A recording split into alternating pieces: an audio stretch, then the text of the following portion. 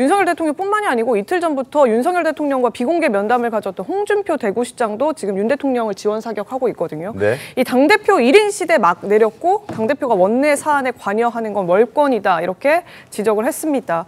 한동훈 대표, 홍준표 시장이 왜 겨냥한다고 봐야 합니까? 박성민 의원이? 글쎄요. 지금 보면 뭐 대통령과의 관계가 굉장히 좀 두터워 보이는 면이 있어요. 네. 한동훈 대표와는 80분 차담을 하고 한동훈 대표를 돌려보냈지만 뭐 그 뒤에 보면 홍준표 대구시장을 굳이 따로 불러서 만찬을 했고 네. 이런 일이 처음은 아니죠. 네. 사실 뭐 몇 시간 만찬을 했다라는 보도는 몇 달 전에도 나온 바가 있었고 그 뒤에 한동훈 대표를 계속해서 이제 비판하고 비방하는 수준의 SNS 글을 올려온 그 홍준표 대구시장의 행보를 보면 결국 대통령의 뜻을 어느 정도 반영하고 있다라고 봐야 되는 것이고 지금 이 권력이 사실상 양분돼서 싸우고 있는 과정 아닙니까? 그러니까 지금 대통령께서는 현재 본인의 지지층과 어떤 본인의 권력을 유지하고 방어하려는 그 방어적인 태도를 좀 보여주고 있는 것이고 한동훈 대표는 미래의 권력에 도전하는 입장이기 때문에 쟁취하려고 하는 입장이란 말이에요. 근데 이 과정 가운데에서 홍준표 대구시장은 윤석열 대통령의 등에 올라타서 이 정통 지지층을 결속시키고 본인이 좀 흡수하려는 의도가 있어 보입니다. 그리고 뭐 많은 분들이 이야기를 하셨었는데 과거 이 자유한국당 시절에 홍준표 대구시장 입장에서는 이 한동훈 대표가 했던 수사라든지 이런 부분에 대해서 상당히 감정적인 불만도 많이 쌓여 있었다라는 겁니다. 네. 그런 면에서 감정적으로도 정치적으로도 홍준표 대구시장이 지금 한동훈 대표와 대립각을 세우는 것은 한동훈 대표의 도전에 있어서 본인이 대안이다라는 점을 강조하기 위함으로 보입니다. 알겠습니다. 윤석열 대통령에 의해서 발탁돼서 정치에 입문한 장해찬 전 최고위원도 한동훈 대표를 향한 비판 수위를 좀 높였고요. 반대로 김경률 전 비대위원, 친한교로 꼽히는 인물이기도 하죠. 이 사람은 또 한동훈 대표의 편을 들고 있습니다. 두 사람의 목소리 함께 들어보겠습니다. 뭐 친한계가 20명이든 예. 뭐 몇 명이 더 있든 말든 간에 이 이탈표 8명이 나오는 순간 저는 한동훈 대표가 소위 말해서 보수에서 유승민 전 의원이 겪었던 것보다 더 심한 배신자 프레임에 낙인이 찍힐 거라고 생각을 합니다. 어떻게 대통령과 영부인이 좀 뭐 미덥지 못한다 하더라도 그걸 이재명과 민주당 손에 넘겨주느냐가 될 거예요. 예. 고속도로를 역주행하는 차량이 있어요. 그 사람한테 돌을 던질 경우에 나는 그러더라도 역주행하겠다. 김건희 여사와 관련된 여러 명의 용산 대통령실 내 일정의 농락적 행위들을 나는 돌을 맞더라도 가겠다. 어떤 사안이 국민들로부터 돌을 맞더라도 계속 하겠다는 것인지 조금 의문이더라고요. 자, 오늘 한동훈 대표가 또 입장을 냈습니다. 한동훈 대표가 이렇게 얘기를 했습니다. 특별감찰관 임명은 현재도 유효한 대선 공약이다라는 입장을 냈습니다. 그리고 조건 따라 이행하지 말자는 당론은 정해진 적도 없었다라는 입장과 함께 약속한 그대로 실천하는 것이 기본값이다. 지금 뭐 여러 가지 북한 인권재단 이사와 함께 조건을 함께 달고 있는 그런 상황에 대해서 부정을 하고 있고 특별감찰관 임명을 해야 한다라는 그 이야기, 그 주장만 강조를 하고 있습니다. 이것 역시 유효한 대선 공약이다. 강력하게 자신의 입장을 연일 내고 있는 그런 상황인데요. 어떻게 좀 봐야 되겠습니까? 근데 좀 궁금한 게 북한 인권재단 민주당이 반대합니까? 이사 추천하는 거? 아니요, 반대하는 것은 원칙적으로 반대하는 건 아닌데 이걸 연계시켜서 하기보다 따로 이제 별개로 처리하자는 거고 특히 이 부분이 북한 인권재단 문제는 별개로 다뤄지지 않고 늘 이 특별감찰관 제도와 같이 연계돼서 지금 논의가 되고 있기 때문에 뭐 이 부분을 좀 분리시킨다고 하면 사실은 뭐 해볼 수 있는 얘기죠. 뭐 그런 차원에서 보면 지금의 논의는 사실은 굉장히 무익하고 소모적인 논쟁인 겁니다. 이거 국민의힘 내부의 어떤 문제인 거고요. 특별감찰관제가 지금 그렇게 중요한 문제인가요? 특별감찰관제는 김건희 여사 제기된 문제나 여러 가지 국정개입, 여러 가지 의혹들을 향후에 방지하자는 것이지 이미 발생된 문제에 대한 해결책이 아닙니다. 그런 차원에서 보면 특별감찰관제를 연계시켜서 처리하든 아니면 단독으로 처리하든 뭐 민주당은 협의에는 응하겠지만 그 자체가 중요한 것은 아니라고 보여지고요.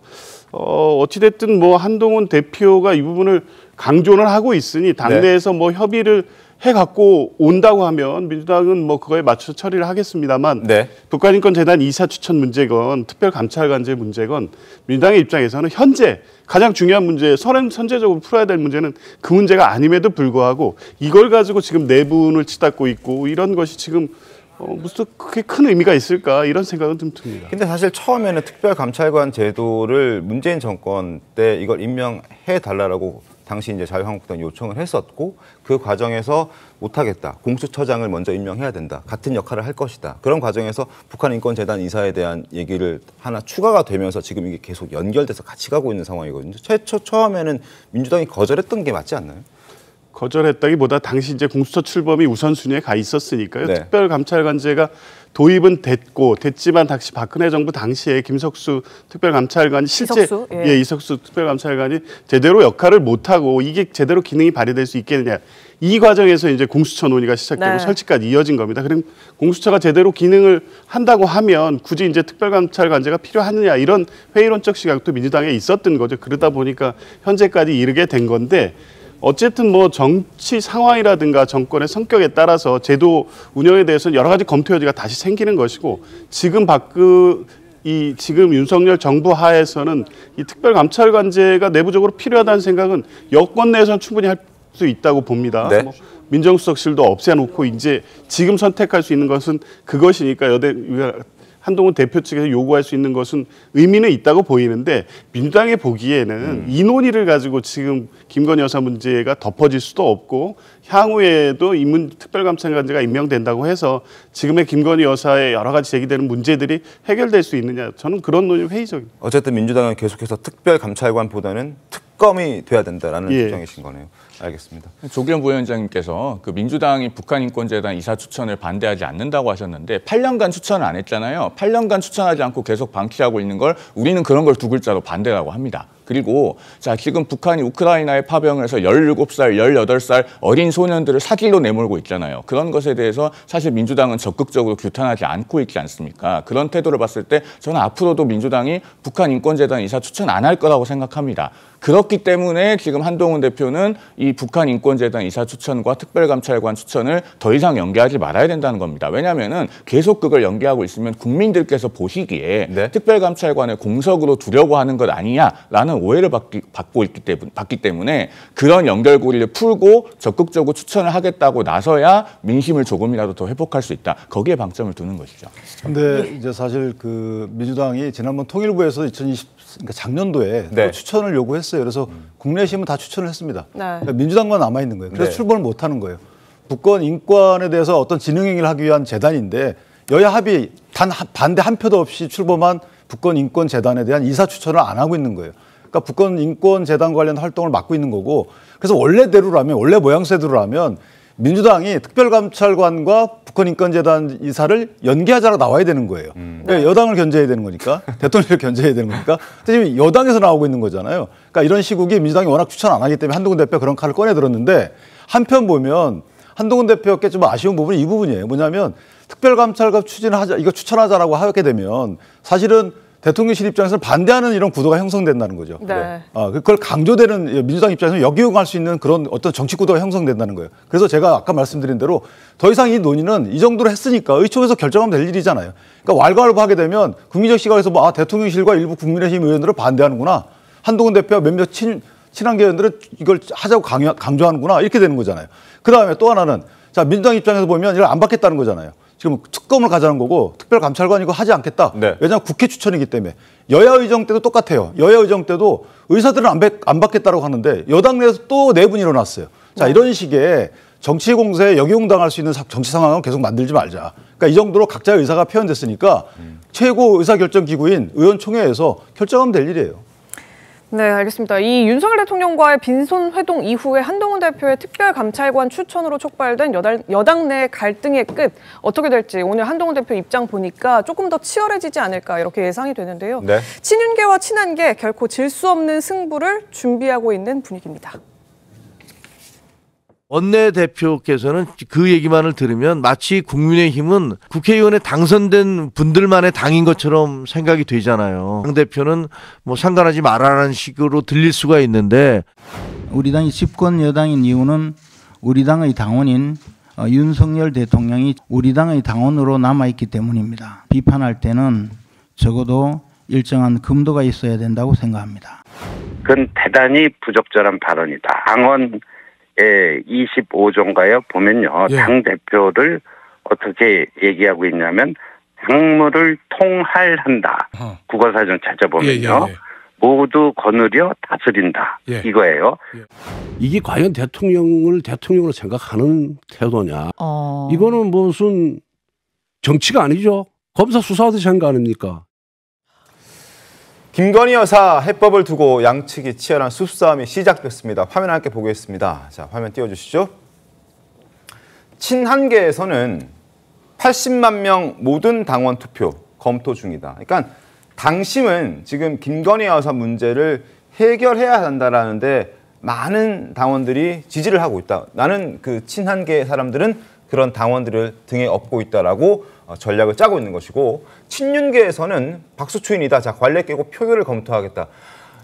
수적 우위를 지금 보유하고 있기 때문에 40여 명, 지금 현재 상태에서 중립지대에 있는 40~50명 의원들을 제외하고는 친윤계 의원으로 분류되는 의원 숫자가 국민의힘 당내에는 2배 정도 많기 때문에 현재 카운팅했을 때는 그러한 의원들의 수적 우위를 우위에 업고 지금 표결로 이거를 풀어보겠다라고 얘기를 하고 있는 그런 상황입니다. 서로 각자 유리하다라는 주장을 하고 있는데요. 박성민 최고위원님 어떻게 좀 보셨습니까? 일단 뭐 보면 딱 심플하게 여론전 대 조직전의 모양새인 거죠. 친한계 같은 경우에는 굉장히 뭐 의원들의 발언 수위도 점점 세지고 있는 상황이고, 그리고 네? 뭐 의원들 모여 있는 단체 대화방에서까지 어떤 공개적으로 문제 제기를 하면서 추경호 원내대표를 압박하고, 근데 사실 그런 행동들은 뭐 언론인들이시니까 더 잘 아시겠지만 기산하기 딱 좋은 행동이거든요. 그러니까 그렇게 함으로써 어떤 화제를 만들고 갈등의 어떤 선명성을 더 부각시키고 전선을 만드는 과정 중에 저는 있다라고 봅니다. 네? 근데 친윤계 의원들은 상대적으로 일부 의원들은 나서서 발언을 하지만 말을 좀 아끼고 있어요. 하지만 그렇다고 해서 친한계 의원들이 원내에서 조직이 커지고 있느냐? 그렇지는 않은 모양새죠. 그러니까 그것 자체가 친윤들은 이미 조용한 결속을 다지고 있다라는 일말의 자신감이 있다라고 보는 것이고, 더 나아가서 그 이유는 뭐 대통령이 다 잘했다, 김건희 여사가 다 옳다 이런 기조가 아니라 일단 한동훈 대표에게 모든 것을 올인할 수 있느냐라는 것에 대한 좀 불안감이 있는 것이고, 김건희 여사 문제에 대해서 갑자기 전향적인 입장을 표명하게 되면 보수 진영 전체가 상처가 날 수 있다. 이런 네. 위기감이 있기 때문에 조금 대응을 자제해야 되지 않냐. 이런 기류도 있을 것으로 보여서 아마 의총에서 이 투표를 거치게 되면 그때 성적표가 나오지 않을까 싶습니다. 네. 이 특별감찰관 추천 둘러싼 논란, 이 표대결 양상으로까지 흘러가니까 한동훈 대표도 적극적인 대응에 나서는 분위기입니다. 어제 국회 상임위원회를 찾아서 여당 의원들 격려에 나섰는데요. 모습 보시죠. 자, 우리 국민의힘의 우리 한동훈 당대표께서 유문 및 격려를 하시기 위해서 잠깐 방문하셨습니다. 고맙습니다. 위원장님 고맙습니다. 네. 민주당 그리고 야당 의원님들께서 너무 고생 많으신 것 같습니다. 오랜 국감 기간 동안 너무 노고가 많으셨던 것 같습니다. 우리 당 의원님들 너무 노고 많으셨습니다. 보좌진들 고생 많으셨습니다. 고맙습니다. 건강 잘 챙기십시오. 고맙습니다. 자, 본인도 걱정은 되나 봅니다. 일단 상임위 8개, 9개였나요? 9개 다 맞죠? 어제 열렸던 국회에서 열렸던 상임위 모두 다 돌아다녔고, 지금 이철규 의원이 있는 그곳에서만 일단 마이크를 잡고 얘기를 했던 것이고, 오늘은 또 대구, 보수의 심장, 보수의 텃밭으로 불리는 대구에 가서 세력을 조금 더 이렇게 결집시키기 위한 움직임을 하려고 하는 듯합니다. 그렇지 않습니까? 저 일정은 사실은 이 특별감찰관 이슈가 불거지기 전에 미리 계획되어 그러니까 모든 있었던 이슈들이 겁니다. 윤석열 대통령이 홍준표 대구시장을 만난 것도 다 그런 식으로 얘기를 하시고, 근데 타이밍상 참 공교롭긴 합니다. 먼저 어쨌든 그 계획되어 있었던 거고, 사실 네. 그 강연 주최 측에서는 이미 인터넷에 공지도 올려놔 있었습니다. 네. 그걸 말씀드리고요. 어쨌든 그런데 많은 시민들을 만나고 당원들과 그 스킨십을 넓혀가는 건 좋은 일이죠. 그러면서 민심과 여론을 더 정확하게 확인할 수 있을 걸로 봅니다. 네. 사실 저는 주목하는 부분이 이제 지역구 국회의원들도 주말이 되면 자기 지역구에 내려가잖아요. 그럼요. 금요일 저녁에 가서 월요일 아침에 올라오시는 분들이 굉장히 많은데, 저 특별감찰관 이슈에 관해서 지역 구민들의 목소리를 아마 생생하게 듣게 될 겁니다. 그러면서 아니 어차피 민주당은 북한 인권재단 추천 안 할 거 뻔하지 않냐. 그걸 언제까지 계속 연계하고 있을 거냐. 차라리 특별감찰관 빨리 추천해달라고 던지고, 만약에 민주당이 뭐 3명을 추천하겠다고 우기면은 그건 민주당 책임 아니냐. 아마 이런 그 의견들도 나올 걸로 보여요. 아마 지역구에서 생생한 목소리를 듣고 월요일에 또 국회에 돌아오시면 당내 여론에도 일정한 변화가 있지 않을까, 그런 개인적인 예상도 해봅니다.